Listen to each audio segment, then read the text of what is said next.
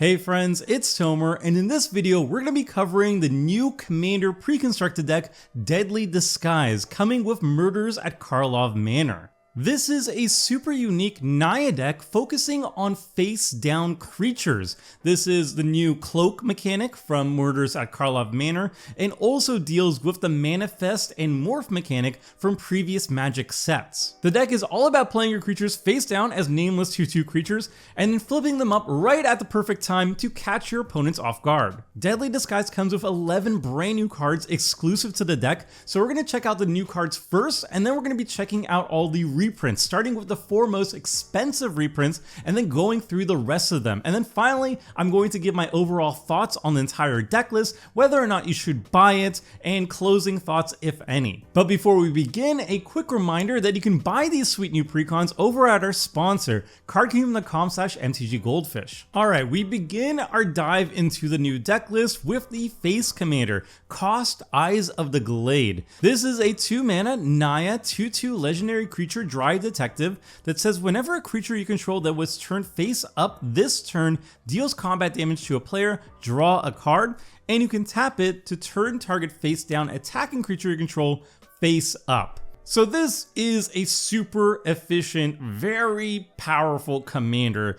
Overpowered in some regards. For just 2 mana, you're generating a ton of card advantage through that combat trigger, and also it taps to turn your face down creatures face up, yielding a lot of mana advantage in the process. Think of it this way, all your Manifest, Morph, and Clothed creatures, they're entering the battlefield for 3 mana maximum. That's how much it costs to morph a creature, for example, cast a morph creature face down. But then flipping it up costs a certain amount of mana, 2 or even more mana than that.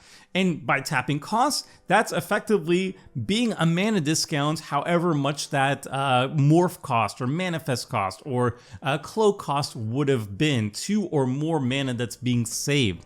So it's mana advantage and card advantage all for a 2-drop. That is absolutely fantastic, and it gives you access to 3 colors. Now the reason why that's okay is because face down creatures, they are meant to be balanced for limited, and they are not very good scaling up to multiplayer. They're just kind of mana efficient. Morph cards, Manifest cards, Cloak cards even, they're mana efficient, so they're kind of sucky unless you have some really overpowered support cards to make them good enough to be played in Commander, and that's why Kaust kind of works and makes the entire archetype work. The biggest contender for the face down archetype is Kadena, Slinking Sorcerer. This has been the de facto morph commander for many years at this point, and Kaust and Kadena, they essentially do the exact same thing.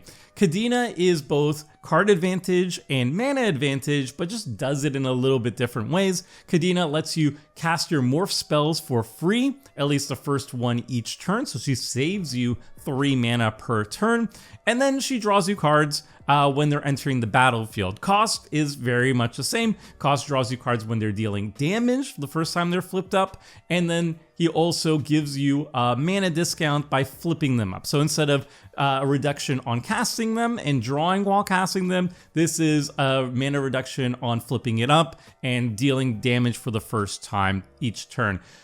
Which one's better? Honestly, they're about equal. They both have different ways of building around. Kaust costs 2 mana, which is absolutely ridiculous. Kadena's 4, but I think Kadena is a little bit easier to get her value. You don't actually need to be attacking with your creatures, and Kaust also requires haste or anything to use its ability the first time it enters the battlefield. So they both have pros and cons. They're both really, really powerful, and they both really have to be powerful because they have to prop up kind of underpowered archetype, but they make it work really well. Also, despite both of them being face down archetype commanders, they are built around very differently. Kaust really needs haste and needs ways of untapping it if you're going to be utilizing its ability more than once each turn, whereas Kadena really wants flash, because if you can put a flash enabler like a Vidalcan Orrery or whatever onto the battlefield, you can get Kadena's trigger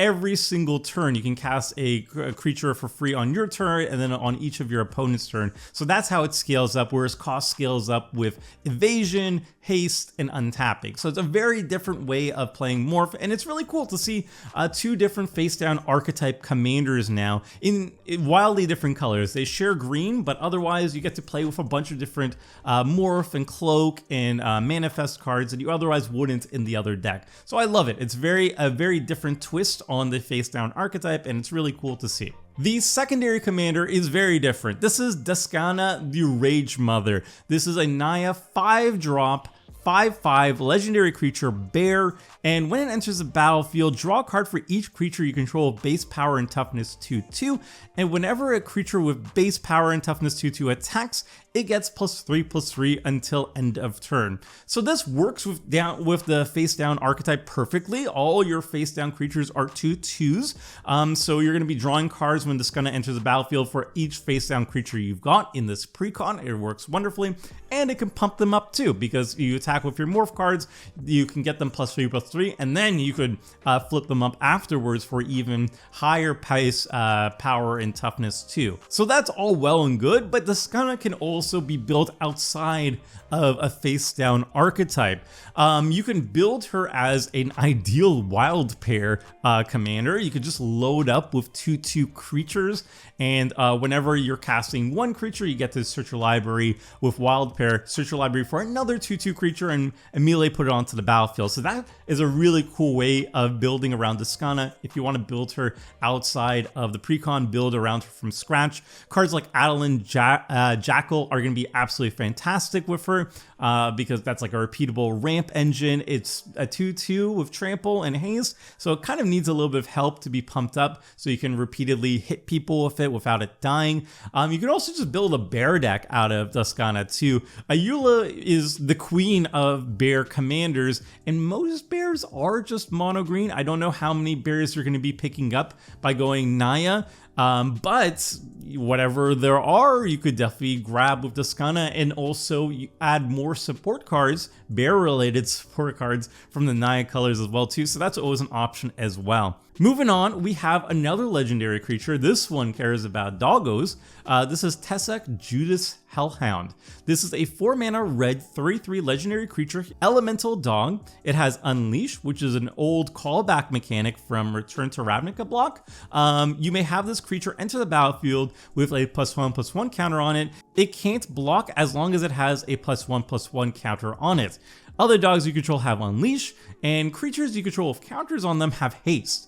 And whenever Tesak, Judith, Hellhound attacks, add 1 red for each attacking creature. So this is just a big pump effect for your doggos. All of them have Unleashed, so they can enter the battlefield with +1/+1 counters, and they can't block, but they'll immediately have haste, and the more creatures you're attacking with Tesak, the more mana you can generate. Notably though, that mana doesn't stick around until the end of turn like a lot of these type of effects would. You can only have them for that phase, for the attack phase essentially. So you need to have some way of spending that mana while not moving out of your attack phase. So that's one interesting dilemma there. Now, how do I expect Tesak to be built? Well, I expect it to show up in dog decks. Like, honestly, it's such a really powerful dog support piece that I think if you're building like Ginny Faye and you're focusing on doggos, or Ren and Siri, that's another excellent home for it. It's going to be a nice dog support card. It's like fine by itself, but it's kind of awkward outside of dog decks, especially because it's hard to spend the red mana that it is generating for you. There are some ways of spending it though, like the best one is obviously Aggravated Assault. If you have like ways of making sure your attackers don't die to blockers, either with evasion or indestructible or whatever, and you're attacking with 5 or more creatures, Tesak will generate 5 or more mana, and you can spend that mana to take infinite combat steps with Aggravated Assault. So that's one classic way of taking infinite combats in the right situation. So Tesak, just a nice doggo. It's a good boy. Goodest boy. Next up, we have True Identity. This is a 2-mana white enchantment. It says whenever it or another permanent you control is turned face up, scry 1, then draw a card. This ability triggers only once each turn. So this is just if you're in a face down archetype deck, in white, so basically just this deck really. This is fantastic. It's an incredible support piece, just allowing you to generate a lot of card advantage and also a little bit of card selection in the process. You can only do it once per turn, but I mean, you could turn a card face up on your turn and then on other people's turns too. It's pretty simple to do, and it's just really good value. So this is a great card for specifically basically just this deck. Moving on, we have Unexplained Absence. This is a 4-mana white instant that says for each player, exile up to one target non-land permanent that player controls. For each permanent exiled this way, its controller cloaks the top card of their library. So this is a scaled up removal spell for multiplayer, and it's excellent. Whatever you're exiling is always going to be better than whatever you end up cloaking for your opponents. It's always just a good deal for you. Even if your opponents hit something good, they hit like an actual creature that they can turn face up, they still have to spend the mana to actually turn it up too, and you're always going to be exiling the greatest threat they had on the board. So it's always worth it for you to do this, and you get to do it for each opponent, and you even could do it for yourself too if you really want to. Where do I see it being played? Well, obviously slam dunk here in this precon deck because it's all about face down cards. It's also very comparable to other options that we had in white that kind of do the same thing. Council's Judgment doesn't do it for every single opponent, but most often when you're casting Council's Judgment, you can kind of decide to take out 2 permanents with it if you talk to the rest of the table. Grasp of Fate is also one that shows up very similarly to Unexplained Absence. It exiles 1 thing for each opponent, just like Unexplained Absence. It's an enchantment, so you have enchantment synergies. It costs 1 less mana. However, you can only cast it like at sorcery speed, whereas Unexplained Absence is at instant speed, so that has a nice bonus to it too. And also the stuff gets returned, the exiled stuff gets returned once Grasp of Fate is removed, whereas Unexplained Absence, the thing you exiled is gone forever. So I think Absence is actually better than Grasp of Fate outside of like Enchantress type decks, but probably Council's Judgment is the best out of the bunch. Next up, we have Veiled Ascension. This is a 4-mana white enchantment that says when it enters the battlefield, put a flying counter on each face-down creature you control. Face-down creatures you control enter the battlefield with a flying counter on them, and at the beginning of your upkeep, you may cloak the top card of your library. So again, this is a card that will just be good in the face-down archetype, aka basically just this deck, but it's absolutely fantastic. It's exactly what you want to be doing. You're generating card advantage very slowly. You're buffing them in the process by giving them flying, so you're giving them evasion. 2 things the deck really want to be doing, because evasion allows you to attack with your creatures easier, and that allows your commander to work better, drawing you more cards and allowing you to flip them over easily. So yeah, this card does it all. It was literally designed for this precon, so it makes sense. Next, we've got Boltbender, which is a new disguise creature. It's a 4-mana red 4/2 Goblin Wizard with Disguise 2. So this is a new set mechanic. You may cast this card face down for 3 as a 2/2 creature with Ward 2. Turn it face up at any time for its Disguise cost. So it's just the new version of Morph, if people are familiar with Morph. When it's turned face up, you may choose new targets for any number of other spells and or abilities.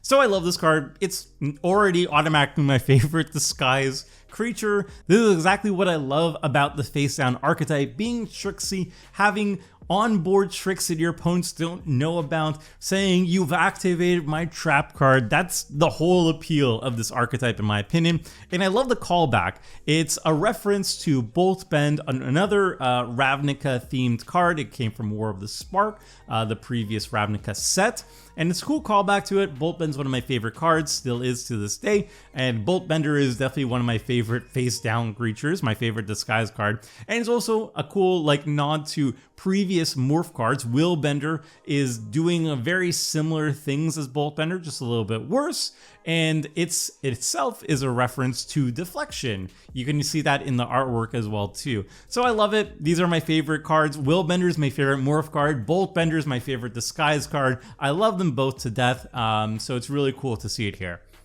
Next, we have Experiments 12. This is another disguise creature. It's a 4-mana green 4/4 Elf Lizard Warrior creature with Trample, and whenever it or another creature you control is turned face up, put a +1/+1 counter on it equal to its power, and is Disguise 5.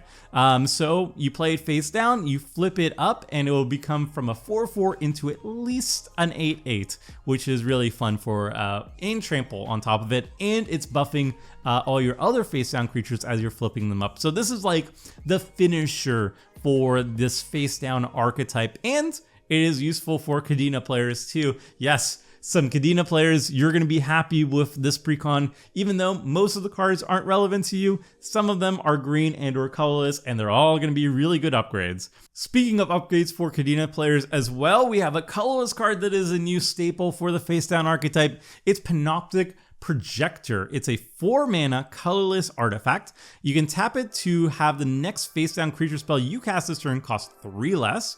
And if turning a face down permanent face up causes a triggered ability of a permanent you control to trigger, that ability triggers an additional time. So this is just Panharmonicon for the face down archetypes. So rejoice, face down, more fans. This is going to be a new staple that you're going to absolutely love. Next, we have another disguise creature. This is Printlifter Ooze. It's a 2-mana green 2/2 creature ooze with Death Touch, and whenever it or another creature you control is turned face up, create a 0/0 green ooze creature token with Trample. The token enters the battlefield with X +1/+1 counters on it, where X is a number of other creatures you control, and it's disguise of 4 mana. So another support piece for the face down archetype. These support pieces are desperately needed because the face down archetype, like I said, kind of needs a lot of support. So these are just amazing to see here. Every single one of these cards basically are just overpowered to just boost the archetype, and I absolutely love it. This one just puts a lot of extra dudes on the board, and it's great. And this one even has Death Touch too, so it can trade up if you like flip it as a combat trick or whatever. Love it, it's great. Then we have Showstopping Surprise. This is a 5-mana red instant that says choose target creature you control, turn it face up if it's face down, then it deals damage equal to its power to each other creature. So this is a instant speed Chandra's Ignition, kind of like a smaller version of it. It doesn't deal damage to your opponents, but it does deal damage to each other creature. So if you have a big old creature, it can flip up and then blow up everybody else. This one is a little bit risky, not gonna lie, but it is very cool. Like if you don't have much of a board state and you need a reset and you have one creature on the battlefield, like this is a cool way of flipping it up and then also taking out the rest of the table too and resetting the board. I really like it. It's a board wipe specifically for the face down archetype. That's very cool.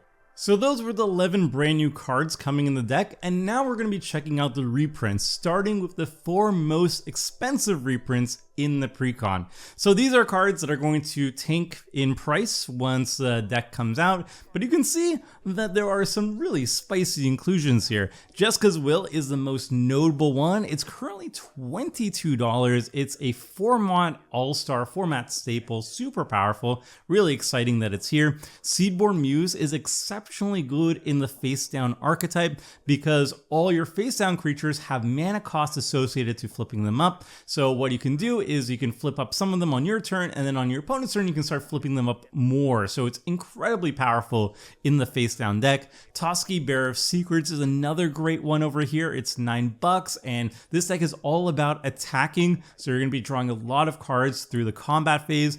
Similarly, Neheb the Eternal is fantastic in this deck because it's so mana hungry. Face down creatures require so much mana to actually flip them face up. Even with our commander helping with a little bit, Neheb is going to generate so much mana for us, and then we could dump that into our morph creatures, our cloak creatures, our disguise creatures, or whatever, and flip them face up with all the mana it's generating. So all of these are great reprints, and they're very expensive reprints too, so that's always nice to see. Now for the rest of the reprints, I'm just going to go through different card types, so creatures and enchantments and artifacts, instants and sorceries, and I'm just going to be starting from the lowest mana value to the highest mana value and giving a quick thought on how I think the card is in the precon. So first we have a bunch of morph cards and mega morph cards, which are just the exact same thing, and they all have really good utility here. So Anox Survivalist is removal on a stick, that's absolutely amazing. Brute Hash Nantuko is a really cute combat trick. Like if an opponent blocks it, the face down version of it, with a big creature, you could flip it face up and make a whole bunch of tokens. Surprise, surprise. That's really cool. Den Protector is an Eternal Witness, so it just gets a card from your graveyard to the hand. It's amazing. Hidden Dragon Slayer, another removal, sneaky removal card. Hooded Hydra makes a bunch of creatures, and it could be a finisher. Same thing with Master of Pearls. It's also going to be great, just giving all your creatures +2/+2. Nervous Gardener is from the new set, and it just is ramp, which is great. And then we have Sakura Tribelder, more ramp. Death Mist Raptor. Death Mist Raptor just returns itself, and it also has Death Touch, which is great. Mirror Entity is an interesting choice here. I'm not quite sure why it's here, but I guess all your creatures are relatively small, so especially if you have a bunch of face down 2/2s, you could just dump a lot of mana into Mirror Entity and they become into lethal attackers. Welcoming Vampire makes a lot of sense because all your creatures that are coming face down are 2/2s, so they're all going to be drawing you cards with Welcoming Vampire. Ash Cloud Phoenix is another morph card. It's very hard to keep dead, which is great. Beast Whisperer is going to be drawing you cards. Ninteku Vigilante is another just disenchant, which is really nice. Salt Road Ambushers is one of the few cards that we previously had that actually pump up your morph creatures, your face down creatures. It makes them a little bit bigger. That's nice to see. Seraph Viper's Fang is interesting because it works very well with our commander. Our commander has a very powerful tap ability, and Seraph can untap it so we can use it more than once per turn. That's great. Sidar Kondo of Jamura is very cute. All our morph creatures, all our face down creatures are 2/2s. So this is just great evasion for them. Fell Knight Hermit is another like finisher type card where you just put a bunch of creatures on the battlefield and pump them. Or in Frostfang, this deck is all about combat, so this is drawing you a lot of cards. That's amazing. Whisperwood Elemental is an all-star in the face down archetype. It manifests, so it puts more 2/2s on the battlefield, and then it can give them some more like resiliency to board wipes. You get to manifest some more too when they're dying. That's great. Yadori Grave Gardener is silly good, because when your morph creatures die, they become face down and they become forests, so you can tap them for mana, but then since they're just on the battlefield still, you could turn them back face up as creatures. It's super clever. It's super cute. Exalted Angel is very old school. I'm old enough to know when this card was played in Constructed. Yes, I am. My back does hurt. Root Elemental. I don't remember what this card does. What does this card do? When it is turned face up, you may put a creature card from your hand into play. Oh, wow. Okay, well, 7 mana. 7 mana is a lot. That's why I never considered it in Kadena. But if you can flip it for free with our commander, then it actually becomes pretty legitimate. That's kind of cute. All right, then we got Scourge of the Throne, just double combat, and this deck is all about combat, so that means more card draw, and it untaps our commander so we can flip another thing face up. That's amazing. Temur War Shaman adds a fight to our flipping creatures, which is fantastic too. Imperial Hellkite lets us search our library for a dragon like Scourge of the Throne, which is really cute. And then Acroma Angel of Fury, MVP morph creature for red. You never get to see that in Kadena, so it's really exciting to see it here. Then we got Corrosion Colossus, another old school awesome card. It's just a 9/9, like, oh, your 2/2 should become surprise 9/9. But the best of the best, my very favorite creature in the entire deck has to be Corrosion Cloud Scraper. How awesome is it that you can attack with a 2/2, your opponent will say no blocks because they're just afraid of whatever it could be, and then bam, you nug them for 13 damage. And yeah, the morph cost is absurd, right? It's 9 mana, but again, our commander can just flip it over by just tapping it for no mana. So that's super exciting to me. And then we have all-star interaction, Path to Exile, all-star ramp, Nature's Lore. We got Chaos Warp for more interaction. Another all-star Decimate is pretty darn good too. I should also mention here that the card art is not going to be the same as you're going to be finding in the actual precon. It could be different, and definitely the set symbol is going to be different too. So just keep that in mind. Fell the Mighty is fantastic in this deck because all our creatures are very small, especially when they're just 2/2 face down creatures. So that's really good here. Return of the Wild Speaker is kind of silly to see right beside Fell the Mighty, but I mean, flip up a Corrosion Cloudscaper and draw 13 cards. I mean, live the dream, right? Then we got Austere Command. It's a solid board wipe. Duskana works really well in this deck because a lot of our creatures are very small. Ransom Note is a card that is unique to this precon set. So every single one of these commander precons comes with a Ransom Note, and each one comes with its own unique artwork, which is cute. It works well with all the decks, and it shows like the set's mechanic. Sol Ring is a staple. Arcane Signet is a staple. Lightcrafter's Bestiary, I don't really like that much, but I mean, you gotta draw cards somehow, right? Scroll of Fate is fantastic. You guys should just manifest for free. Obscuring Aether is also pretty awesome. Now it costs only 2 mana to cast or morph creatures. That's awesome. And then we got Wild Growth. Mastery of the Unseen, another great card for the face down archetype. Trail Mystery, card advantage, hit your lane drops. That's always great for the face down archetype. Ugin's Mastery is a brand new one that came out last year. Works really well with the face down archetype too. So that's super exciting.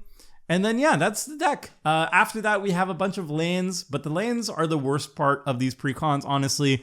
Most of them are just not exciting, and none of them are like spicy reprints or anything like that too. This one has like Zoetic Cavern, so that's kind of cute, but even then, it's not even that exciting because this is a 3-color deck and that's a colorless land. I don't know. The lands have always been doo-doo, but you know, they work. They function absolutely fine. They're just not exciting. But yeah, that's the deck, Deadly Disguise. It's a really unique precon. Compared to the last deck that I was looking at, Clues from the Deep or whatever, Blues Clues, that one is chock full of like staples and everything. It has like a clue theme going on, but it has just a lot of like Simic good stuff. This one though is chock full of just like weird stuff that you're only going to find in the face down archetype. So if you like something that runs a lot of relatively unique cards, then Deadly Disguise is going to be the precon for you. It's very exciting. It's very tricksy.